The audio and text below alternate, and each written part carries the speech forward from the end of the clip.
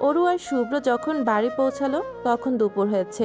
অরু সারা রাস্তা কথা পর্যন্ত বলেনি শুভ্রর সাথে, অবশ্য এমনিতেও বলে না। শুভ্র গাড়ি থামালে অরু গটগট করে নেমে চলে গিয়েছে। শুভ্র পিছু পিছু এলো, ফ্ল্যাটের দরজা খুলে দিলে অরু ভেতরে ঢুকে গেল। নিজের ঘরে গিয়ে দরজা আটকে গলার স্কার্ফটা খুলে বিছানা ছুঁড়ে মারল, মাথা চেপে বসলো বিছানায়। এই শুভ্র নামক প্রাণীটা প্রচণ্ডকর বিরক্তিকর তার কাছে, প্রচণ্ড। সে কি করে এতগুলো দিন কাটাবে এটা ভেবেই কতগুলো প্রলম্বিত শ্বাস ফেলল।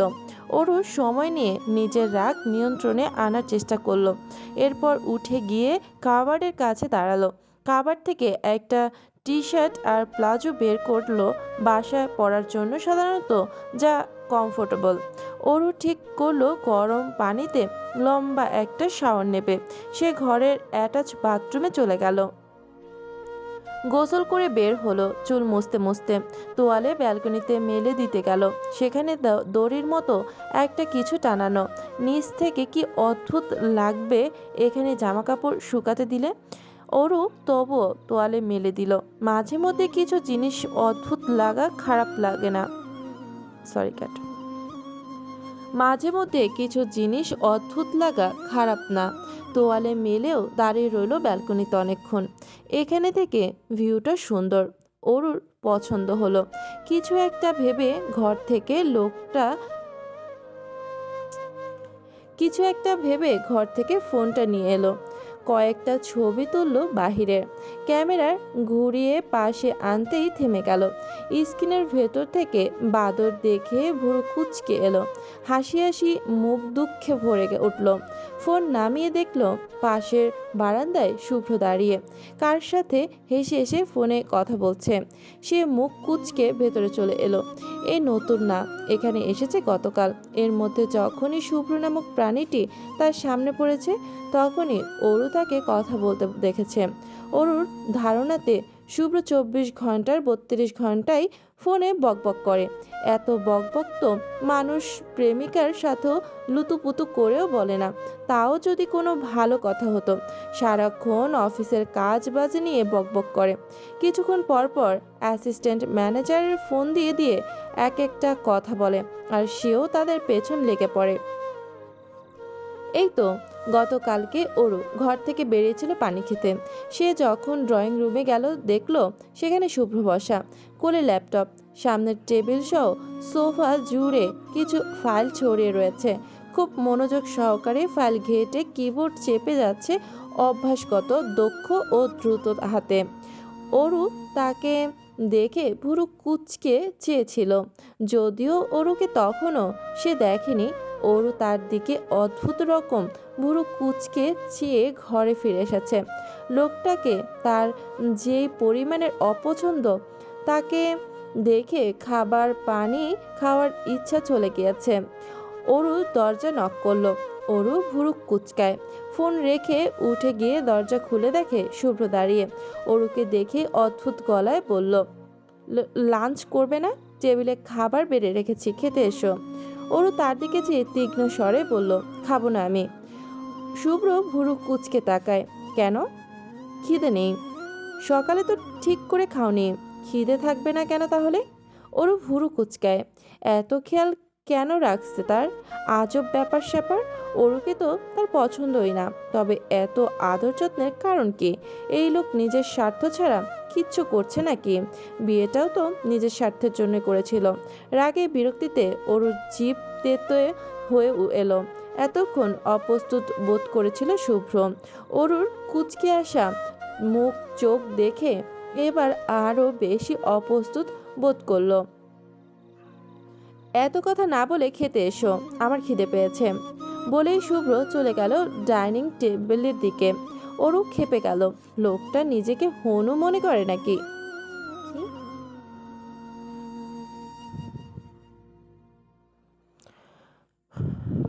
সরি কাট বলেই শুভ্র চলে গেল ডাইনিং এর দিকে। ওরও খেপে গেল, লোকটা নিজেকে হনু মনে করে কি না কি যেন করে ফেলেছে সে। ওরু রেগে তার পিছু পিছু ডাইনিং অবধি চলে এলো। শুভ্র টেবিলে খাবার সাজাচ্ছে, ওরু রেগে মেগে তার পিছে এসে দাঁড়িয়ে পড়ল। আপনার সমস্যাটা কি? এত সব কেন করছেন? আঙ্কেল আন্টি আম্মু আব্বু ওনাদের দেখাতে চান আপনি আমার খুব যত্ন আত্তি করছেন? আপনি ঠিক আর আমি ভুল। আপনাকে বিয়ে না করলে আমার জীবন নষ্ট হয়ে যেত। এমন জামাই পাওয়া 7 জন্মের কপাল। এসব বোঝাতে চাচ্ছেন আপনি? শুভ্র আচমকা পেছনে ফিরে ভুরু কুঁচকে তাকালো। ওরও থতমত খেয়ে থেমে গেল। শুভ্র বলল, আমি এসব কখন বললাম? তুমিই তো সব বলছো। এখন নিজে থেকে যদি তুমি সব মেনে নাও তবে সেটা কি আমার দোষ? আমাকে এসব কেন বলছো? আপনার কোনো দোষ নেই। আপনি সাধু, নিজেকে নির্দোষ ভাবেন। নির্দোষকে নির্দোষ না ভাবার মতো আমি কিছু করেছি বলে তো আমার মনে হয় না। শুধু শুধু সেদে ঝগড়া করার মানে কি? অরু হতবাক হয়ে চাইল।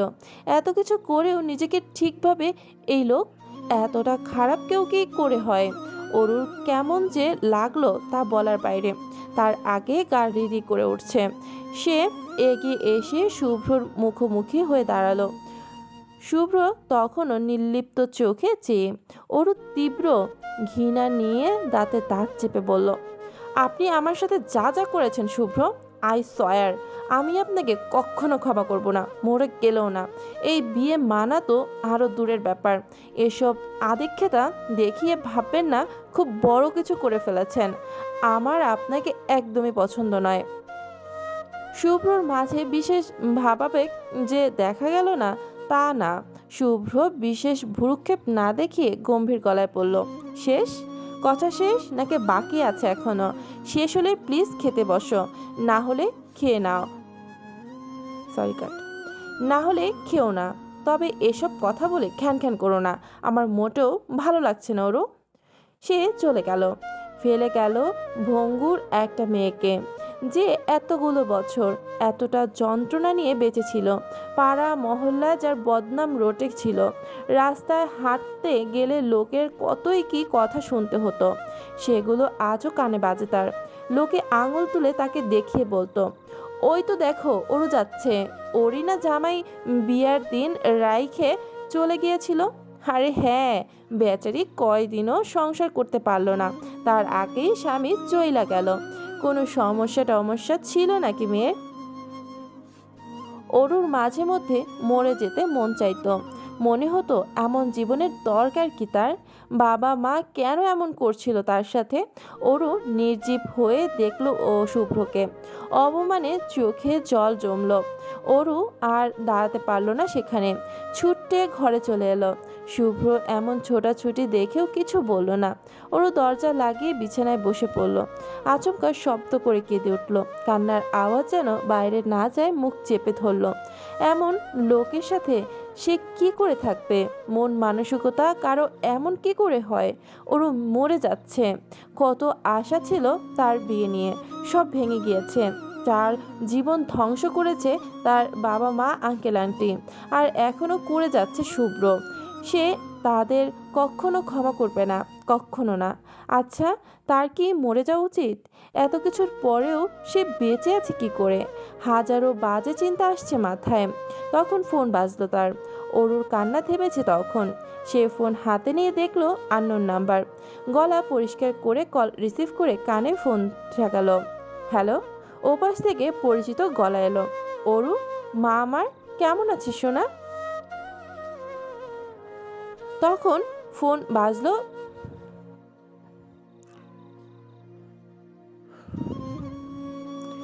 অরু হাত কেঁপে উঠল প্রচণ্ড বিস্ময়ে, যেমন লোকে হতবুদ্ধির মতো চেয়ে থাকে। অরুর অবস্থাও তখন অমন। সে সাথে সাথে কান থেকে ফোন নামিয়ে সেদিকে চাইল। নাম্বারটা ভালো করে দেখলো না, সে সত্যিই চেনে না নাম্বারটা। তবে ওপাশের মহিলাটাকে চেনে, খুব ভালো করে চেনে। অরুর বুক কাঁপছে হঠাৎ। এতদিন মা বাবার সাথে যোগাযোগ বিচ্ছিন্ন ছিল। যে নাম্বার থেকেই ফোন করুক না কেন, চরম নিষ্ঠুরতার প্রমাণ দিয়ে অরু সেগুলো ব্লক করে দিত। মাঝে মধ্যে দেখা করতে এলে ঘর আটকে বসে থাকতো, নয়তো বাড়ির বাইরে চলে যেত। তবুও ওই লোকগুলোর সামনে পড়া এড়িয়ে গিয়েছে প্রতিবার। এতগুলো দিন পর আবারও তাদের সাথে কথা বলতে হচ্ছে। অরু গা গুলি উঠল প্রকাণ্ড ঘৃণায় রাগেরা কুণ্ডলি পাকিয়ে উঠেছে যেন। সে নিজেকে সামলানোর প্রাণপণ চেষ্টা করে। ফোনটা তখনও কোলে রাখা। ওপাশ থেকে শব্দ আসছে। অরু ফোন তুলে আবারও কানে ঠেকায়। কে বলছেন? সাবিনা অবাক হলো কিছুটা। মেয়ে তার গলা চিনছে না?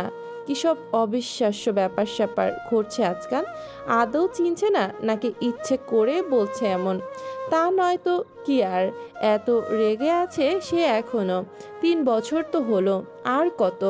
3 বছর তো কম সময় না। সাবিনা এবার তড়িঘড়ি করে বলল, আমি মা অরু, চিনতে পারছিস না? দ- অরু দায়সারা ভাবে বলল, আচ্ছা বলো। সাবিনা অত্যন্ত কোমল গলায় বলল, এখনো রেগে আছিস মা? 3 বছর তো হলো, কম সময় তো না। এবার একটু রাগ কমা। অরু বিশেষ প্রতিক্রিয়া দেখাতে চাইল না। বিরক্তিতে মেজাজ চটে আছে। এত আহ্লাদীপনা এখন কেন করছে? যখন করার কথা ছিল তখন কোথায় ছিল? যখন এতবার বারণ করেছিল সে বিয়ের জন্য, তখন কোথায় ছিল এসব? কাঁধ থেকে বোঝা তো নেমেইছে। তাহলে এখন এমন আহ্লাদ দেখিয়ে কি বোঝাতে চাইছে? অরু বলল, কি দরকারে ফোন করেছো সেটা বলো। ফাও প্যাচাল কেন করছো? ভাষাটা অত্যন্ত জঘন্য শোনালো সাবিনার কাছে। সে হতবাক হয়ে বলল, এসব কি ভাষা অরু? কিভাবে কথা বলছিস? অরু এবার রেগে গেল। জেদি গলায় বলল, আমি তো বেয়াদবি, আর বেয়াদবরা তো এভাবেই কথা বলে। তাদের থেকে আদরের কিছু কি করে আশা করো? আর ভাষা, এর চেয়ে ভালো ভাষায় আমি কথা বলতে পারি না। এবার কেন ফোন করেছো বলতে হলে বলো, নাহলে ফোন কাটো। সাবিনা কথা হারিয়ে ফেললেন। কেমন ব্যবহার করছে ওরও তার সাথে, এত বাজে, এত জঘন্য। সময় নিয়ে পরিস্থিতি সামলাতে বললেন, আচ্ছা শান্ত হ। তুই দেশের বাইরে শুভ্রর সাথে গিয়েছিস, সেটা আমাদের জানালি না কেন? তোর শ্বশুর শাশুড়ির থেকে জানতে হলো। জানানোর প্রয়োজন বোধ করিনি তাই। সাবিনা ধমকে উঠলেন মেয়েকে। অরু, কিসব কথা এগুলো? মাথা খারাপ তোর? এভাবে মায়ের সাথে কথা বলে? এগুলো শিখিয়েছি তোকে? অরু মাথা খারাপ হয়ে যাচ্ছে। বিরক্তিকর লাগছে সব। অতীতের করা অপমানগুলো মনে পড়ে দম বন্ধ হয়ে লাগছে আরও। এবার সে প্রচণ্ড ক্ষোভের সাথে বলে বসলো অসহ্যকর কথাগুলো। মা হয়ে তুমি কি করেছো? নিজের মেয়েকে বুঝেছো কখনো? বুঝতে চেয়েছো আদৌ? ঘাট থেকে বোঝা তো নামিয়েছই, আবার ফোন করে নাটক কেন করছো? নিজেদের বোঝা নামাতে গিয়ে আমার জীবন শেষ করে দিয়েছো তোমরা। ওই রকম একটা লোকের সাথে বিয়ে দিয়েছো। না করেছিলাম না আমি, সরি কাট, না করেছিলাম তো আমি, করিনি? আমার কথা কেন শোনোনি? কাঁধ হালকা করতে চেয়েছিলে। আমার ভাইদের 1000 বার না করার শর্তেও তোমরা বিয়েটা দিয়েছ। তোমাদের ভুলে আমি কেন ভুগবো? যেই লোকের জন্য দেশে থাকতে বাইরের লোকের কাছে অপমানিত হয়েছি, ইভেন এখনও সেই লোক নিজে আমাকে অপমান করেছে।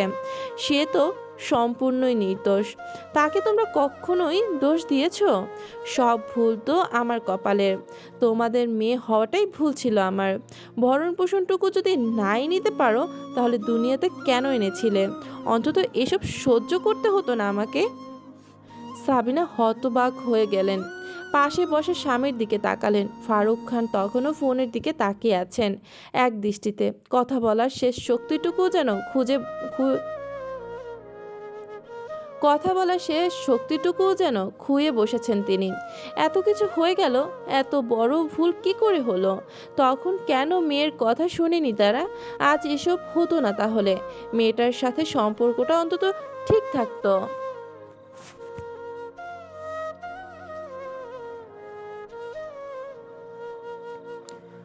মুখে রোদ পড়লে ওরও মুখ কুঁচকে নিল।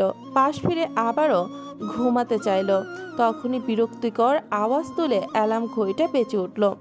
ওরু কমফোর্টারের নিচ থেকে হাত বের করে অভ্যাসগত ভঙ্গিতে অ্যালার্মটা অফ করলো। আবারও কম্পিউটারে হাত ঢুকিয়ে নিল।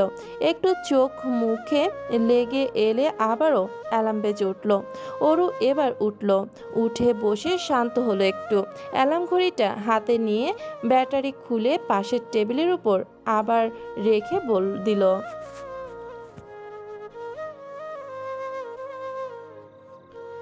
একটু দম নিতেই দোয়া একটু দম নিতেই দেয়াল ঘড়িতে চোখ পড়ল। কিছুটা ঝাপসা দেখাচ্ছে দূরের সবকিছু। টেবিল থেকে চশমা নিয়ে চোখে পড়ল। ঘড়ি দেখতে চোখ কপালে। সে ধরফড়িয়ে উঠে বিছানা ছেড়ে নামল। চশমা খুলে রেখে ওয়ার্ড্রোব থেকে জামা কাপড় বের করে ওয়াশরুমে ছুটল। বেরিয়ে এলো 17 মিনিটের মাথায়। মাথায় পেঁচিয়ে রাখা ভেজা তোয়ালে খুলে চুল মুছে নিল। পাশের চেয়ারে তা মেলে রেখে চলে এলো ড্রেসিং টেবিলের সামনে।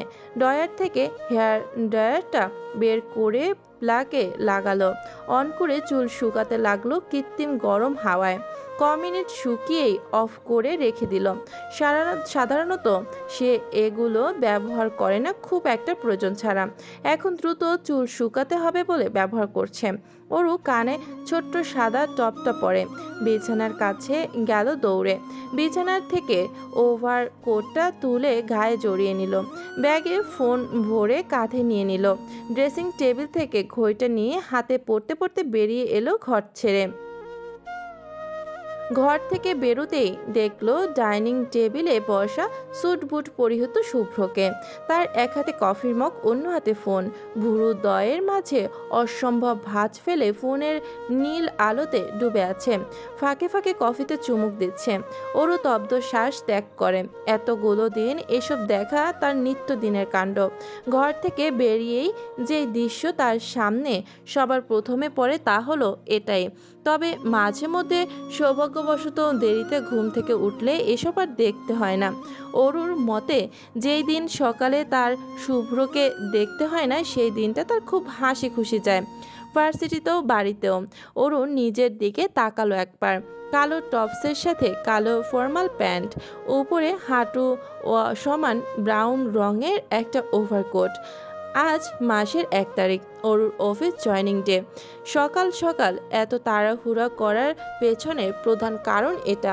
শুভ্র গত রাতে পই পই করে বলে রেখেছে সকালে যেন টাইমলি অফিসে পৌঁছে যায় সে, 1 মিনিটও যেন দেরি না হয়। বলা চলে এই একটা কথা বলে বলে তার কানের পোকাটাকেও পর্যন্ত অতিষ্ঠ করে ফেলেছে। হয়েছে তোমার, এত দেরি কেন হলো? ওরও শুভ্রর কথায় তাকায়।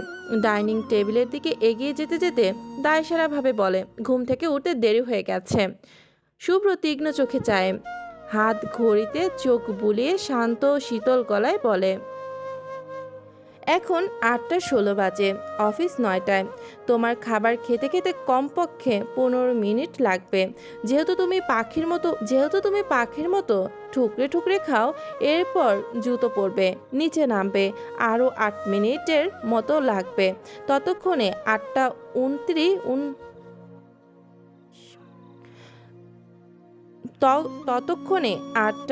29 বেজে যাবে। এখান থেকে অফিস পৌঁছতে 8 ঘন্টা লাগে। তাহলে তোমার অফিসে পৌঁছতে পৌঁছতে 9টা 11 বেজে যাবে। It's mean you are going to be 11 minutes late. ওরু হতভম্ব হয়ে তাকিয়ে আছে তার মুখের দিকে। এত হিসাব কে করে ভাই, কে? শুভ্র আবারও বলল, অফিসের প্রথম দিনেই এমন অবস্থা হলে বাকি দিনগুলো কি করবে? ওরু হিসাব নিকাশ করে ফট করে বলল, খাবো না আমি। তাহলে তো আপনার হিসাব অনুযায়ী আমি 5 মিনিট আগে পৌঁছাবো। শুভ্র শীতল চোখে তাকায়। একটা খাবারও যদি প্লেটে থাকে তোমার খবর আছে। শান্ত হুমকি শেষে সে পকেট থেকে মানিব্যাগ বের করলো। কয়েকটা রঙিন কাগজ অরুর দিকে এগিয়ে দিলে অরু ভুরু কুচকায়। শুভ্র এবার সেগুলো তার হাতে ধরিয়ে দিয়ে বলল, তোমাকে আমি নিয়ে যেতে পারবো না। অফিস অ্যাড্রেস এসএমএস করে দিয়েছি। আর আলাদা চলে যেও। এইগুলো রাখো, তোমার হাত খরচ। অফিস থেকে স্যালারি পেলে তখন আমি আর তোমাকে এসব হাত খরচ দেব না, নিজের টাকা চলবে। আর হ্যাঁ, অফিসে যেন কেউ কোনোভাবে আমাদের সম্পর্কের ব্যাপারে কিচ্ছু জানতে না পারে। And be careful about it.